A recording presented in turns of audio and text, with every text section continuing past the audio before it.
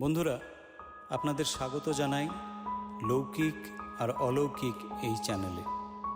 এখানে কিছু শোনা বা না শোনা গল্প এবং ব্যক্তিগত অভিজ্ঞতা আপনাদের শোনাব। ভালো লাগলে চ্যানেলটি সাবস্ক্রাইব করুন আর আপনাদের মতামত কমেন্ট বক্সে লিখে জানান। গল্পটির পূর্ণাঙ্গ রূপদান এবং পাঠে গৌরব চ্যাটার্জি এবং অয়ন চ্যাটার্জি। গল্পের নাম প্রেতরাজ। আজকের গল্পটি একটু বেশি স্পেশাল। এটি পাঠিয়েছেন আমাদের সাবস্ক্রাইবার শ্রী সমরবাবু। তার মতে তিনি জীবনে বেশ কয়েকবার অলৌকিক অভিজ্ঞতার সম্মুখীন হয়েছেন, আর এই ঘটনা সেইগুলিরই একটি।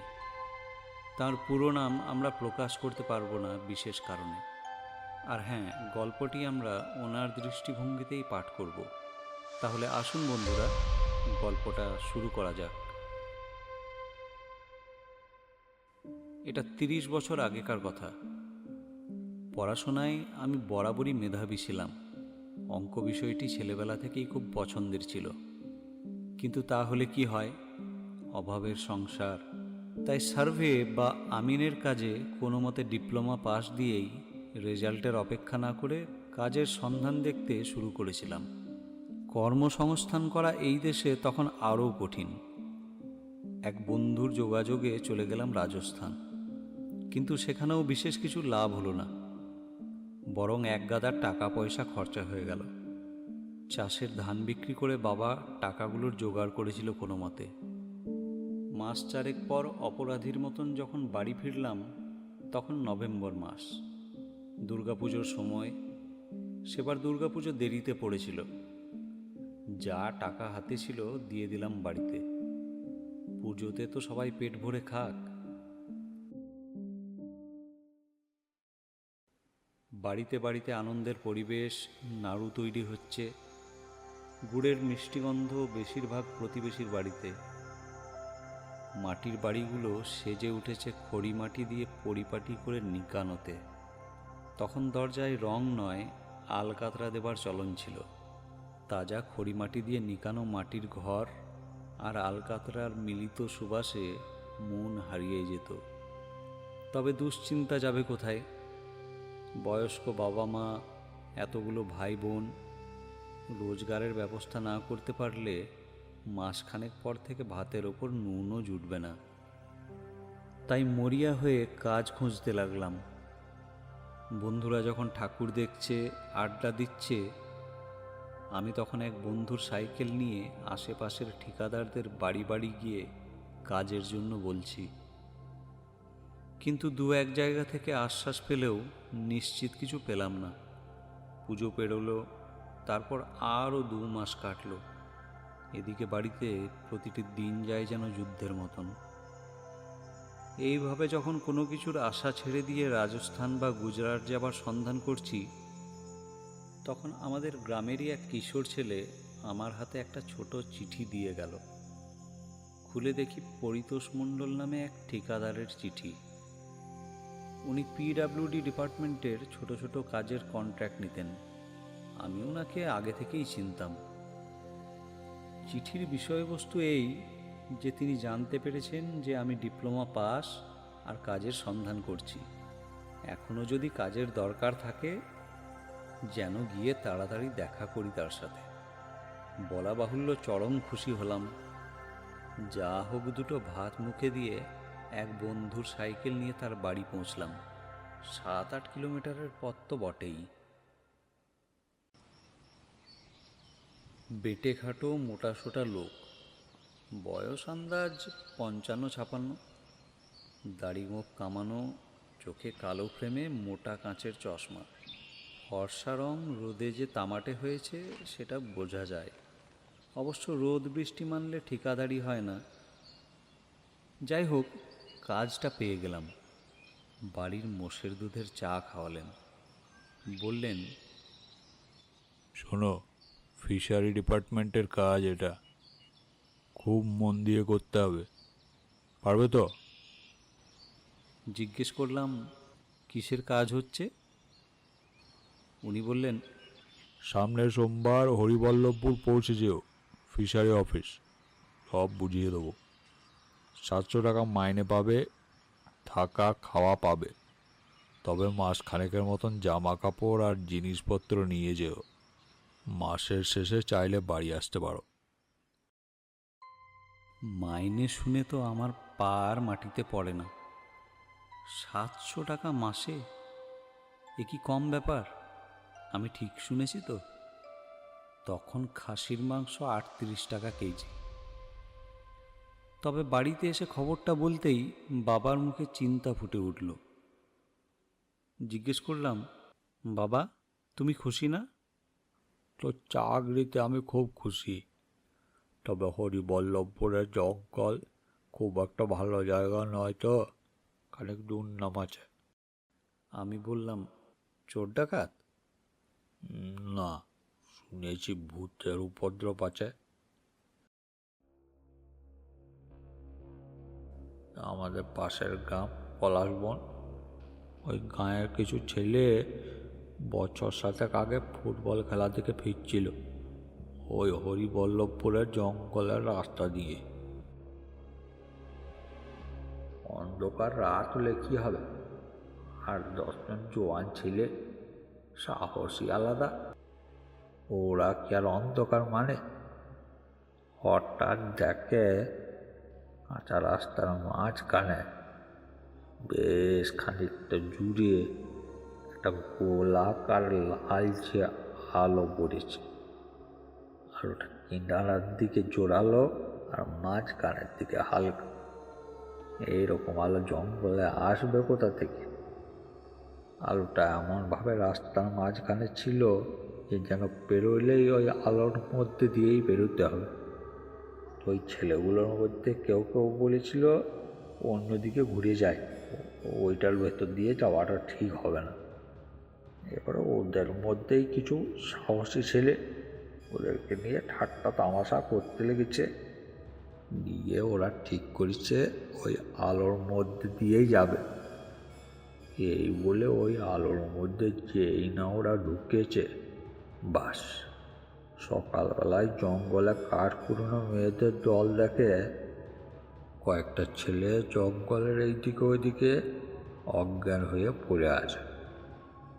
জ্ঞান ফিরে ধাতস্থ হলে ওরা বলেছে যে ওই আলোর রেখার মধ্যে পা দেওয়ার পরেই একটা ভয়ঙ্কর অট্টহাসি শুনতে পায়। ভয়ে পালানোর চেষ্টা করেছিল, কিন্তু কতগুলো ছায়ার মতন মূর্তি ওদেরকে সারা রাত জঙ্গলের মধ্যে তাড়িয়ে নিয়ে বেরিয়েছে। শেষে ওরা ক্লান্ত হয়ে ভোরের দিকে অজ্ঞান হয়ে যায়।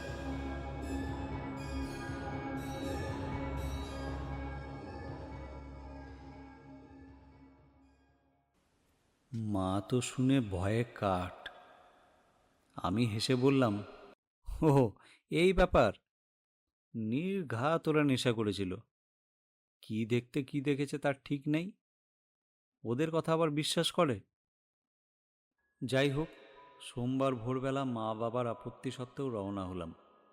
সিউড়ি থেকে বাস ধরে বোলপুরে যখন নামলাম, তখন দেখি হরিবল্লভপুরের একটি বাস ছাড়ছে।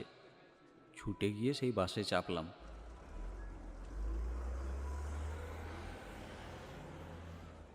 মিনিট 20 পর হরিবল্লভপুরের বাস স্টপে নামলাম।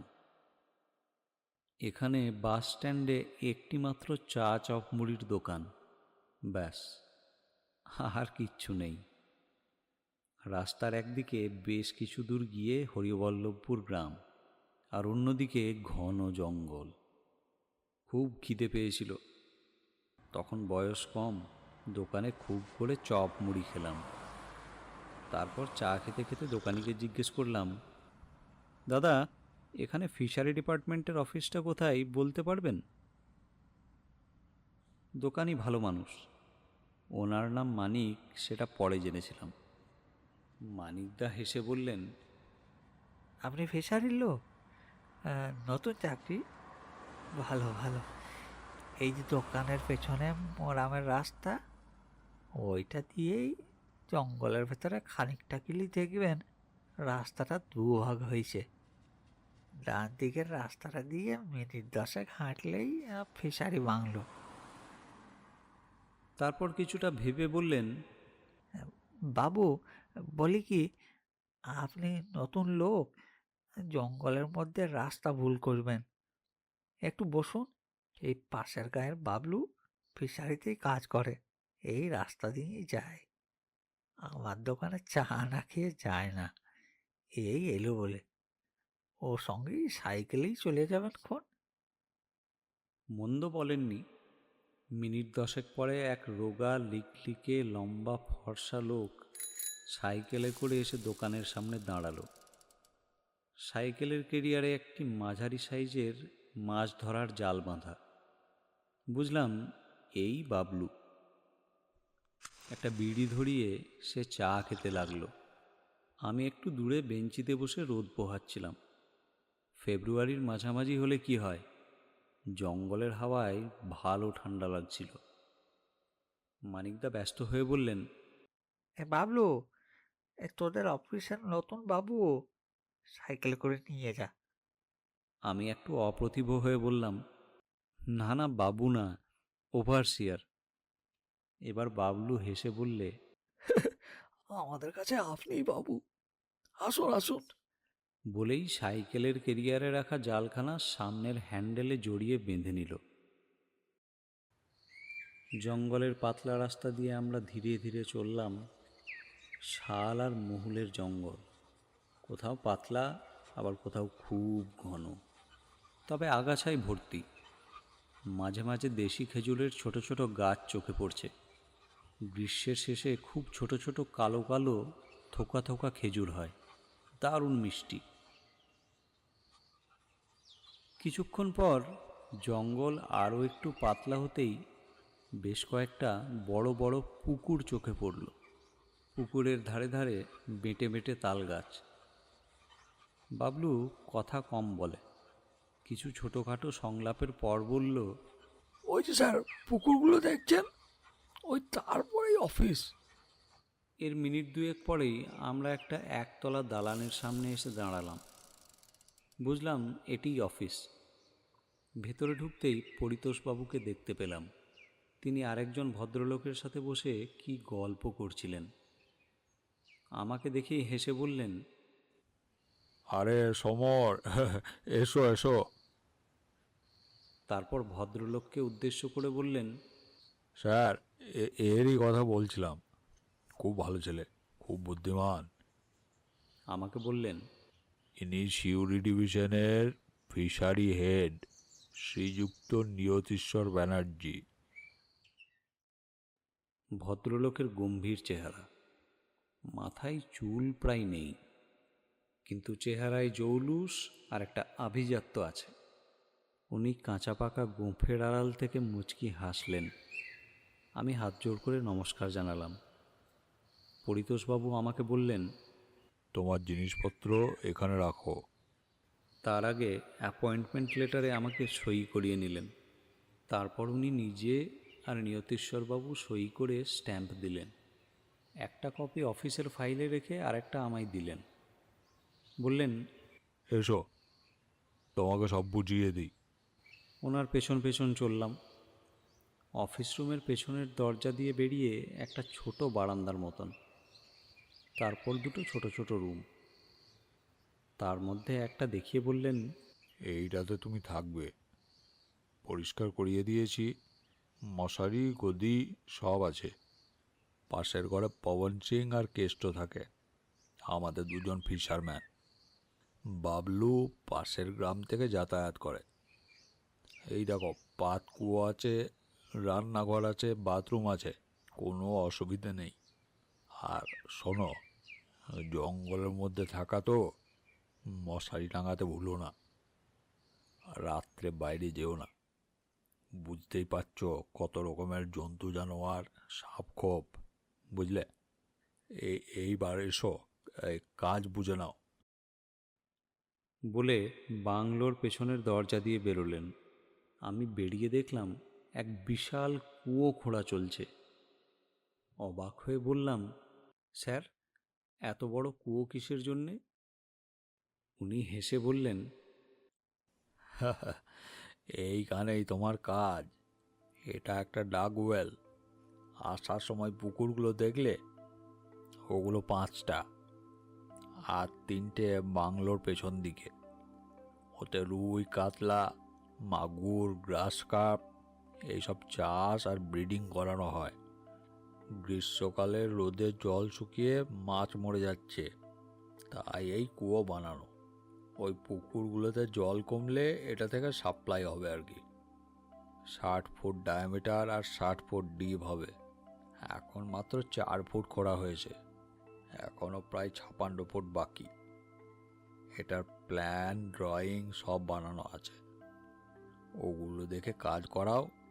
কোনো চেঞ্জ লাগলে আমাকে জানাও। আর শোনো, এই লেবারদের উইকলি পেমেন্ট হয়। ক্যাশ তোমার কাছে অফিসেই থাকবে। পেমেন্ট করে রিপোর্ট বানাবে, আমি এসে চেক করে যাব মাঝে মাঝে। আমি আজকের দিনটা আছি, প্ল্যান আর ড্রয়িং দেখে নাও, প্রশ্ন থাকলে জিজ্ঞেস করে নিও। আমি আমার জিনিসপত্র রুমে রেখে স্নান খাওয়া সারলাম। পবন সিংই রান্না করেছিল, ভাত, মোটা ডাল আর মাছ ভাজা। খেয়ে ঘরে এসে প্রজেক্ট প্ল্যান পড়তে লাগলাম। যা ভুল ত্রুটি চোখে পড়ল সন্ধেবেলায় পরিতোষবাবুকে বললাম। উনি দেখলাম খুশিই হলেন, বললেন, এটাই চাই, বুদ্ধি দিয়ে কাজ করো, বুঝলে? অনেক উন্নতি হবে। পরদিন উনি চলে গেলেন সকালবেলা। আমিও জোর কদমে কাজ শুরু করলাম। লেবারদের দিয়ে প্ল্যান মতন কাজ করাই। সকাল 9টা থেকে বিকেল 5টা পর্যন্ত কাজ চলে। মাটি খোঁড়া আর শাবল কোদালের আওয়াজ। কিছু লেবার কাছেই কিলোমিটার খানেক পরে সাঁওতাল বস্তিতে থাকে। ওরা চলে গেলে তারপর সন্ধেবেলায় অন্ধকার নামে। মহুয়ার মদ খায়, মাদল বাজায়, গান গায়। কি অপূর্ব সুর! মনে হয় যেন অন্য জগতে আছি। এখানে এখনো ইলেকট্রিক আলো আসেনি। সন্ধেই লণ্ঠন জ্বালাই, চা বানাই, মাঝে মাঝে নিজেই রান্না করি। জঙ্গলের পোকামাকড়, পাখির আওয়াজ, থেকে থেকে শেয়াল ডাকে। কখনো কখনো আবার অফিসের পেছনে ডোবার কাছে অবধি এসে যায়। পবন সিং বিহারি, বাংলা বোঝে কিন্তু বলে ভাঙা ভাঙা, হিন্দি বাংলা মিশিয়ে। কেষ্টদার বয়স 50-এর ওপর, কালো পেটাই করা চেহারা। কোনো কোনো দিন মানিকদার কাছে গিয়ে চা, চপ ইত্যাদি খেয়ে আসি বিকেলবেলায়। মানিকদার সাথে আড্ডা দিতে ভালোই লাগে। মাসে একবার বাড়ি যাই দিন দুয়েকের জন্যে, যখন পরিতোষবাবু এখানে এসে কাজ টাজ দেখেন। বেশ চলছিল। 3 মাস কেটে গেল। শীত বসন্ত পেরিয়ে গ্রীষ্ম এলো। মে মাসে টের পেলাম বিদঘুটে গরম। দিনে কাজ করাই, জঙ্গলের ফুরফুরে হাওয়াতে অতটা গরম টের পাই না। মুশকিল হয় রাত্রে। একতলা ঘর ভাঁটার মতন গরম হয়। একবেলা রান্না হয়, রাত্রে পান্তা ভাত খায় সবাই। তবুও গায়ের ঘাম যেন শুকোয় না, ঘামে বিছানা ভিজে যায়। না, সারাদিন কাজ আর রাত্রে যদি ঘুম না হয় তাহলে শরীর আর থাকবে না। এভাবে তো চালানো সম্ভব নয়। রাত্রে ঘুম না হলে দিনের বেলা কাজ কিভাবে করাই? তাই ঠিক করলাম ছাদে শোয়া হবে। কিন্তু সিঁড়ি নেই। ইন্দারার কাজের একটা মই দিয়ে সিঁড়ি হলো। সন্ধেবেলায় পবন সিং আর কেষ্টদা ছাদে বেশ করে জল ঢেলে আসে। ছাদ ঠান্ডা হলে বিছানা পাতা হয়। বেশ বড় লম্বা ছাদ।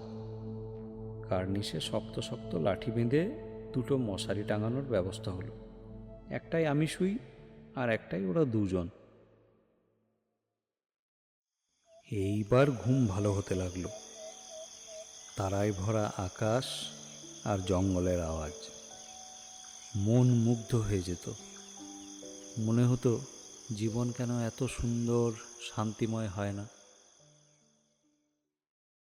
তবে এই শান্তি স্থায়ী হয়নি।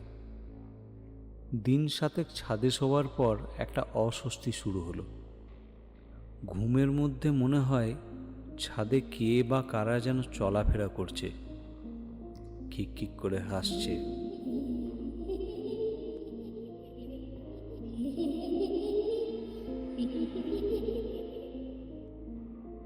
শরীর থাকতো ক্লান্ত, তাই বেশি গুরুত্ব দিতাম না। কেষ্টদা সাঁওতাল পাড়ায় গিয়ে একটু আধটু নেশা করত, তাড়ি খেত। ভাবতাম হয়তো নেশার ঘোরে পড়ছে।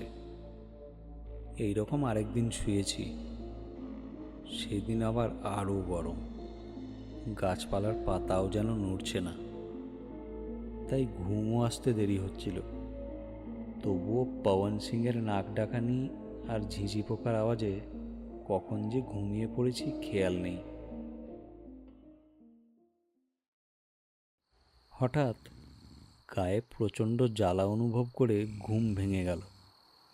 উঠে দেখি মশারি যেন কে তুলে দিয়েছে। দড়ি বাঁধাই আছে, যত মশা কামড়েছে। বুঝলাম মশার কামড়েই ঘুম ভেঙেছে। উঠে দেখি ওদের মশারিরও একই অবস্থা। কেষ্টদার উপরে খুব রাগ হলো। ভাবলাম নেশার ঘোরে হয়তো ছাদে ঘুরে বেরিয়েছে, তারপর ভুল করে প্রথমে আমার মশারিতে ঢুকতে গেছে, তারপর বুঝতে পেরে নিজেরটাতে গেছে, আর কোনোটাই নামিয়ে দেয়নি। ভাবলাম কাল বলবো বেশ করে, কিন্তু কাজের চাপে আর মনে থাকলো না। কুয়ো অনেকটাই খোঁড়া হয়ে গেছে, মাটির নিচ থেকে দ্রুত গতিতে জল আসছে। কুয়োর উপর বাঁশ দিয়ে ছোট মাচার মতন বানানো হয়েছে, তাতে বড় কপিকল লাগিয়ে দড়ি আর টিনের বালতির সাহায্যে সেই জল আর মাটি তোলা হচ্ছে জোর কদমে। সঙ্গে চলছে ইট সিমেন্টের কাজ। কেষ্টদা আর পবন সিং পুকুরগুলোতে মাছ তদারক করে বেড়ায় সারাদিন। এখন কাজের প্রচণ্ড চাপ। যথারীতি রাত্রে আবার শুয়েছি ছাদে। আজ কয়েকটা ইট রেখেছি মশারির ধারগুলোতে। বেশ সুন্দর ফুরফুরে হাওয়া বইছে আজ। শুক্লপক্ষের দ্বিতীয়া কি তৃতীয়ার ছোট চাঁদ উঠেছে। ঝিঝি পোকার ডাক, সাঁওতালদের সেরেং আর প্যাঁচার আওয়াজ মিলিয়ে এক মায়াময় রাত। পরিষ্কার আকাশে তারার মেলা, শালগাছের পাতা আর মহুয়া ফুলের সুগন্ধ। কি সুন্দর এই প্রকৃতি। ঘুম এসে গেল এই সবের মধ্যেই। হঠাৎ রাত্রে সব কিছু যেন পাল্টে গেল। বেশ কিছু পায়ের আওয়াজ শুনতে পেলাম মনে হলো।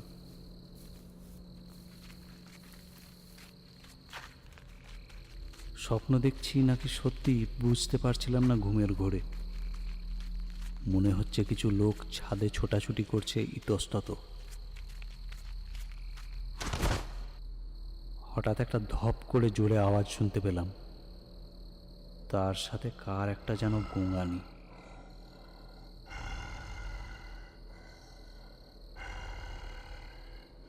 ঘুম ভেঙে উঠতে গিয়ে দেখি উঠতে পারছি না। পায়ের ওপর কিসের যেন একটা দারুণ ভর অনুভব করলাম।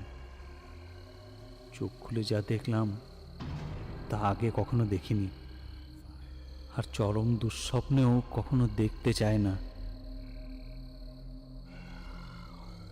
দেখি মশারি যেমন ছিল তেমনি টাঙানো, কিন্তু মশারির ভেতর এক বিকট দর্শন ছায়ামূর্তি আমার হাঁটুর উপরে বসে আমার দিকে তাকিয়ে আছে। দেখেই বুকের ভেতরটা ধক করে উঠল। হৃদস্পন্দন নিমেষের মধ্যে চরমে পৌঁছে গেল। তার শরীর যেন ধূসর কালো ধোঁয়া দিয়ে বানানো। স্থির আকার নেই, তবে ভার আছে প্রবল। পায়ে প্রচণ্ড যন্ত্রণা করছে, মনে হচ্ছে হাড় ভেঙে যাবে। তার দুটো চোখ জ্বলছে আগুনের গোলার মতন, আর একটা হিংস্র প্রতিহিংসার প্রকাশ যেন তার গোঙানিতে।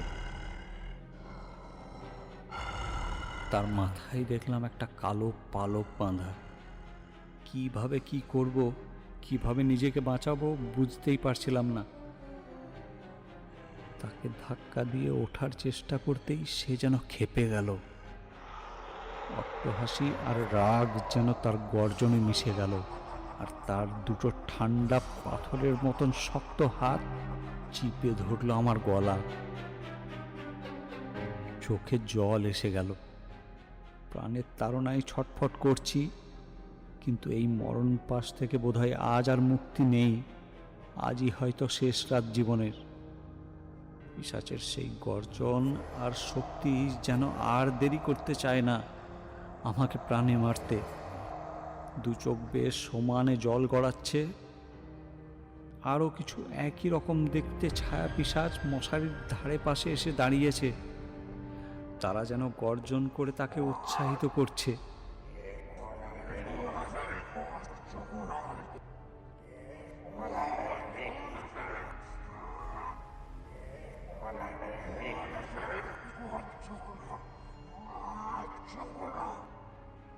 আমি যেন ওখানে বিনা অনুমতিতে এসেছি, যা তার মোটেও ভালো লাগছে না। একটা তীব্র ঘৃণা তার চোখে মুখে। সমান এসেই গর্জন চলছে, আর একটা দুর্বোধ্য ভাষায় যেন আমাকে ভর্ৎসনা করছে। বলতে চাইছে, এত ইঙ্গিত দিলাম তবুও তোর এত সাহস, এখানে থাকিস? আমার সাম্রাজ্যে প্রবেশের শাস্তি দেব আজ।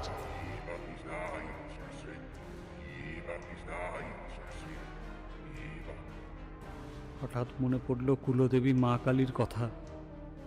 ভক্তি দিয়ে কখনো প্রণাম করিনি, তবুও শেষ চেষ্টা। কোনো মন্ত্র জানি না, প্রাণপণে তার নাম স্মরণ করে আকুলভাবে ডাকতে লাগলাম, মা প্রাণে বাঁচাও, প্রাণে বাঁচাও মা, জয় মা, জয় মা, প্রাণে বাঁচাও, প্রাণে বাঁচাও, দয়া করো মা, প্রাণে বাঁচাও মা, প্রাণে বাঁচাও, প্রাণে বাঁচাও, জয় মা, জয় মা, জয় মা কালী, প্রাণে বাঁচাও, প্রাণে বাঁচাও, দয়া করো মা, দয়া করো। কি হলো জানি না, কিন্তু এক বর্ণ মিথ্যা বলবো না। এক বিকট চিৎকার করে সেই ছায়ামূর্তি আমার গলা ছিঁড়ে উঠে দাঁড়ালো। মশারি গেল ছিঁড়ে। আমার দিকে আগুন দৃষ্টিতে তাকিয়ে আরেকটিবার হিংস্র গর্জন করে দিয়ে ছাদ থেকে ঝাঁপ দিয়ে জঙ্গলের মধ্যে উধাও হয়ে গেল। তার সঙ্গীরাও একে একে জঙ্গলের মধ্যে অদৃশ্য হলো।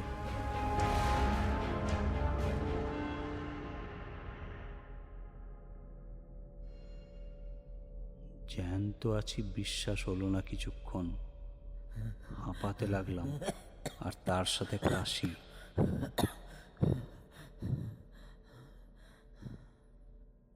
খানিক সুস্থ হয়ে পাশের বিছানায় তাকিয়ে দেখি কেউ নেই। ছাদের এক কোণে কেষ্টদা বসে বসে কাঁপছে।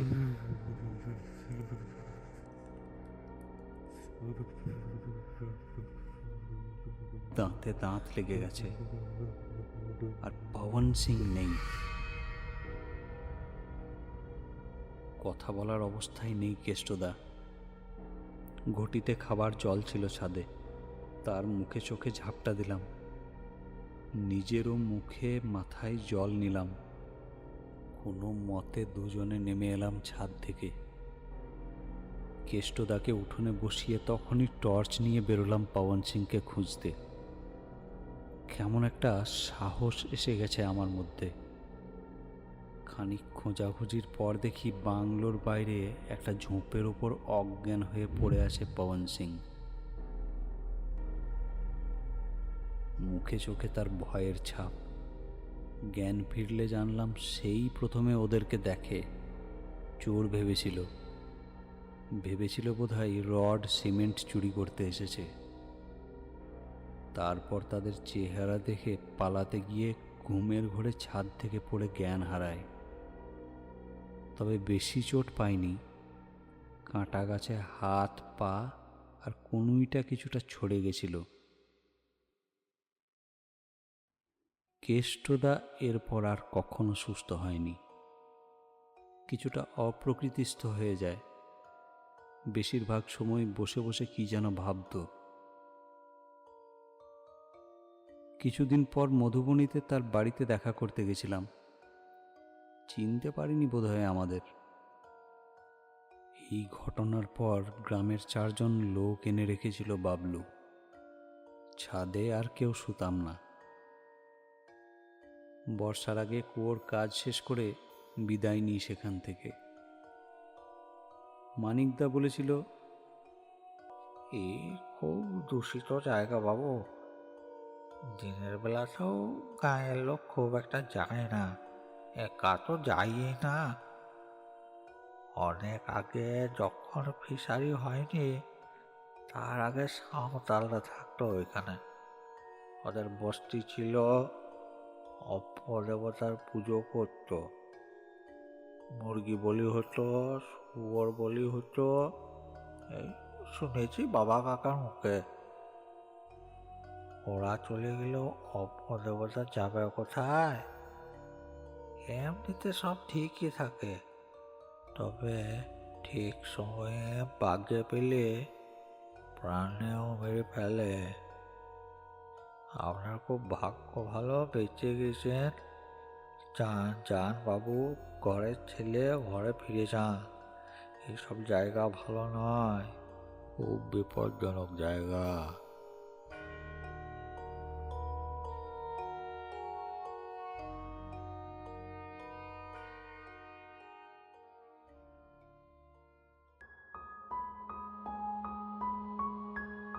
শুনলেন প্রেতরাজ। শ্রোতা বন্ধুরা, যদি আপনারা আপনাদের কোনো অলৌকিক অভিজ্ঞতা আমাদের চ্যানেলের মাধ্যমে শেয়ার করতে চান, তাহলে স্ক্রিনে লেখা ইমেল আইডিতে সেটি লিখে জানান। আমরা চেষ্টা করব সেটি শোনানোর। আপনাদের সবাইকে আবার অসংখ্য ধন্যবাদ।